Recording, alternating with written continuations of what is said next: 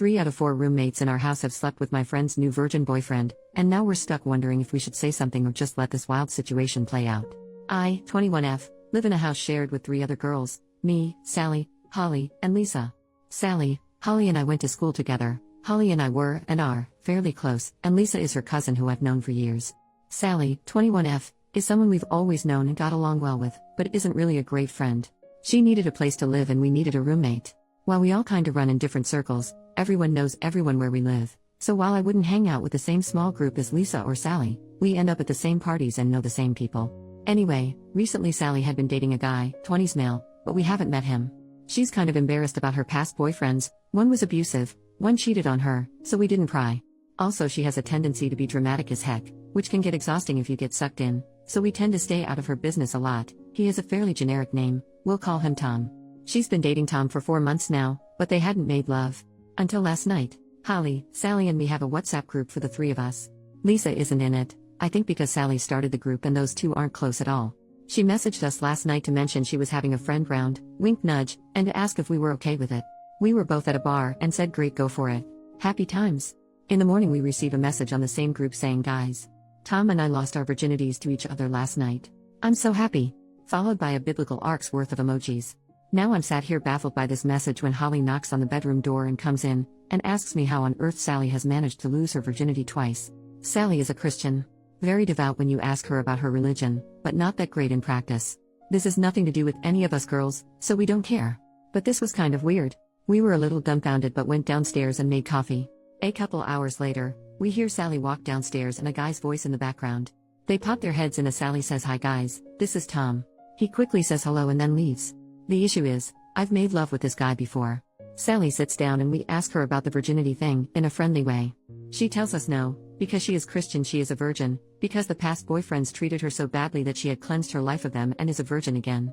We're apparently also ignoring the several one-night stands I've overheard through my bedroom ceiling, so we ask if she's told Tom that she's a virgin.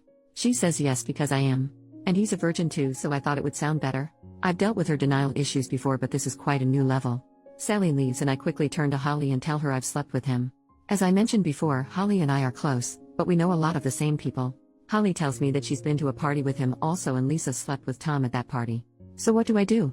At first I felt bad for the guy for being lied to about Sally's virginity, but now he's doing the same thing? And the fact that 75% of our house has slept with him is a little icky. Do we tell her? Do we tell him? Do we leave them to it? Do we get Tom to sleep with Holly so she doesn't feel left out? Update, 5 days later. Hi everyone.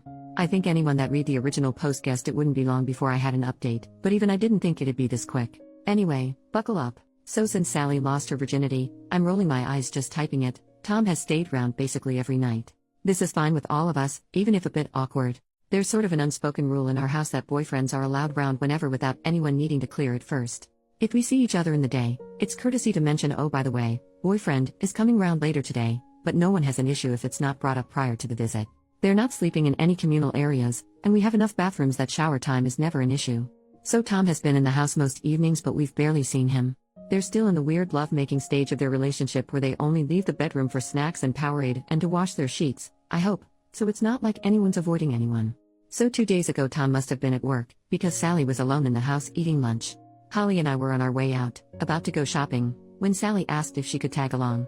We said sure, we were just going to get shampoo and toiletries, but she said that was fine because she only needed to get one specific thing. When we got to the mall, Holly went to get an eye test, she'd been due one a while, and I was planning on just browsing for some work clothes. But Sally grabbed my arm and said you have to help me. While giggling, and dragged me into a store. Guys. She made me go to a lingerie shop and find a sexy nun costume with her. I felt like a deer in headlights when you're paralyzed with fear, except instead of fear it's just inappropriateness and discomfort. I just stood there nodding and fighting the urges to laugh hysterically and cry simultaneously at looking for an escape route when she weighed the pros and cons of different Catholic-themed naughty outfits. I got home, popped a straw in a bottle of wine and told Holly about my traumatizing experience. She howled. Moving on to today. About 30 minutes ago actually. Sally had a really early start at work, stock check or something, and had to leave before Tom woke up. While I was eating breakfast he walked into the kitchen and looked pretty shocked to see me. We said hi awkwardly, made niceties about the weather and asked each other about school and work. I assumed that would be it, but he addressed the elephant in the room. Tom, hey, I don't want this to be awkward about us hooking up in the past. I haven't told Sally, I don't know if you were planning on telling her. Me, I wasn't planning on it, no. That's your business. Tom, okay, great. It's just I'm worried she'll freak out, but I don't want to lie to her. Okay, this next bit kind of slipped out because I'm not really a morning person, and I've had to listen to the faint sounds of creepy religious honeymoon banging for 4 days now. Me, well, maybe telling her you're a virgin wasn't the best idea then. Tom laughs and then says, huh, what? Well, he never told her he was a virgin. I don't know if she made it up in her head or she really believes it or she knows everything, but Tom assured me he had never told her he was a virgin. It was all okay, he assumed I'd heard Sally wrong. Then he said something along the lines of Sally being a virgin and maybe she was ashamed, and I tried so hard not to make any kind of facial expression but, again, mornings are not my happy place, and it must have shown. Tom asked me if Sally really was a virgin and I just mumbled, you should talk to her about it and, I don't actually know because in my defense I've never seen her be penetrated, but it's a pretty bullcrap defense, so sorry Tom, my bad, I panicked. He said goodbye to me and walked off, furiously texting. So yeah, I'll be updating this over the next few hours probably. Edit, just woke up to enough emojis that my phone nearly imploded. They're from Sally as you can guess. They're in the WhatsApp group with Holly and are mostly crying face and dead face, a few bow and arrows followed by hearts, and a couple boy emoji next to the knife and fork emoji. Not entirely sure what that's about. I can't seem to find a fan emoji to put the poop one next to, but you get the idea. Not sure if Sally's at home at the moment or not, she wasn't meant to be working late and I don't remember hearing her come home. I'm gonna pop in and see if Holly's awake and then possibly barricade her door shut. Edit number 2, I've been sat in Holly's bed for the last hour, while she's been reading both my posts and all your comments. She's loving the replies by the way, and is refusing to be called anything but madam now. Also anyone who private messaged me to ask if we're lesbians, sorry no. We ran upstairs to see if Sally was in her room. The door is locked so we think she's asleep in there, but she isn't answering any WhatsApps. Just chilling in the calm before the storm, practicing some sweet judo moves in case anything kicks off. I'm kidding, it won't. Edit number 3, okay I shit you not, we've just had the police at the door. Sally was apparently caught trying to break into Tom's house after he told her to leave him alone and threatened to call the police. Except he hadn't threatened, he'd done it. She resisted arrest and was popped in a nice little cell at about 2 a.m. She looks exhausted, bless her, but I guess a day's stalking will do that to you. She looks really sad and I feel so bad for her. Holly's running her a bath now and I'm going to make some tea. I don't know what happened between them but it looks like it fell on the not so chill side of the scale. Edit number 4, okay guys, here we go. Update time. Sally's asleep in bed and a lot has gone on in the last hour or so. Safety belts on, hands and feet in the cart at all times. Holly is here with me, she might pitch in every now and then.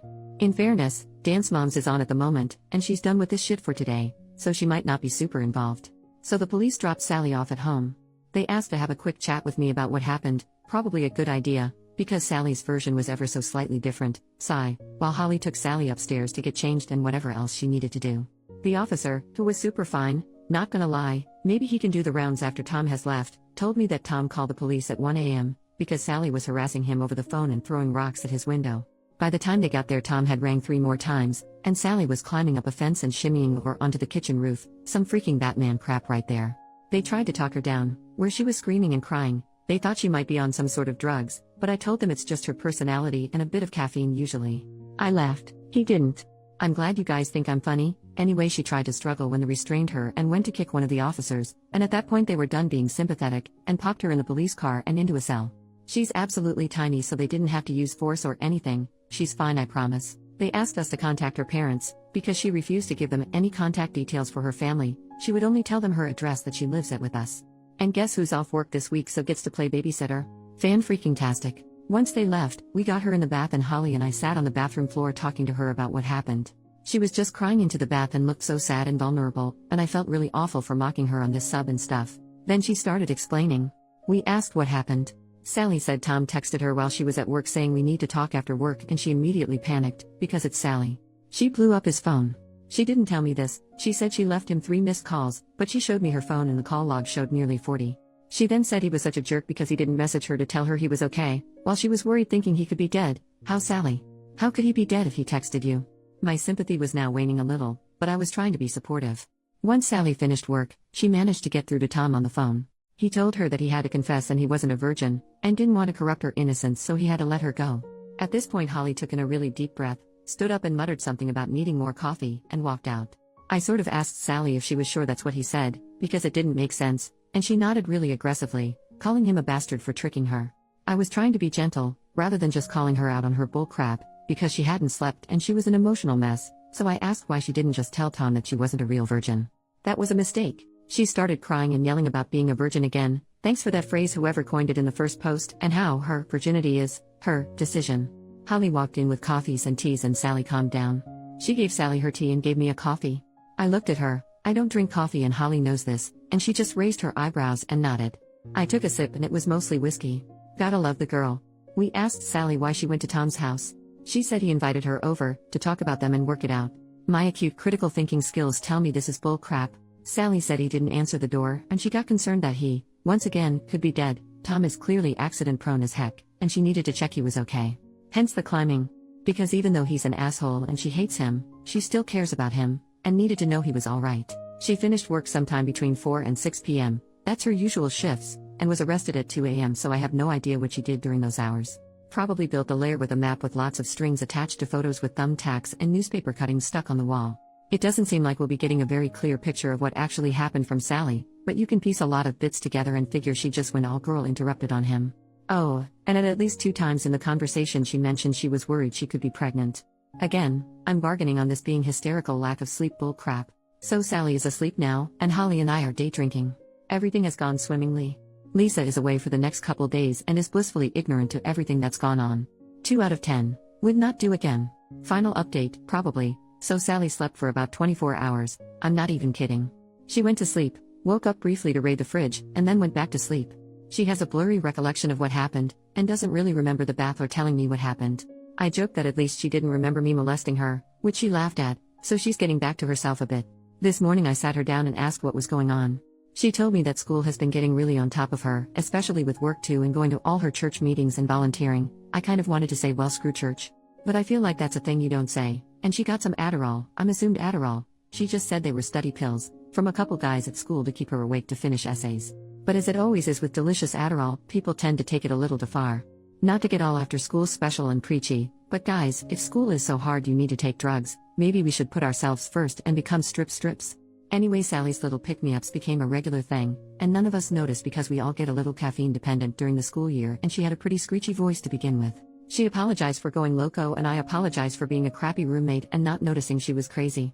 We did a ceremonious flushing of the pills down our least used toilet. PSA, that stuff doesn't flush super easily. It was humiliating. I had to claw like 3 of them out of the bowl because they must have gotten fused to the ceramic and I couldn't let Sally do it in case she went all train spotting and shoved them up her butt. It really ruined the moment, and now it's probably going to be our never used toilet because I managed to drop the bag in, and I think it messed up the system because it's blocked. We have a meeting next week with someone at school, I guess a counselor? I didn't speak directly with her on the phone, who's going to talk about healthy ways of dealing with stress. It was just going to be Sally going, but she was nervous so I said I'd go too, and it can't really hurt to know how to calm myself down in a way that isn't alcohol. I asked Sally if she was going to talk her parents about this, but she said no, because as I mentioned in some comments, they're very religious and their suggestion would be pray more. I have their number though, I'll use it if I need to. I asked Sally if she was pregnant and her eyes widened and she looked baffled. She actually said no? Are you? So we can equate that to mild psychosis and crazy beachness, we've all been there. She also asked me if she thinks Tom would ever speak to her again and I just hugged her and started laughing so she hit me and went really red. Sorry honey, if he comes back after that, you don't want him.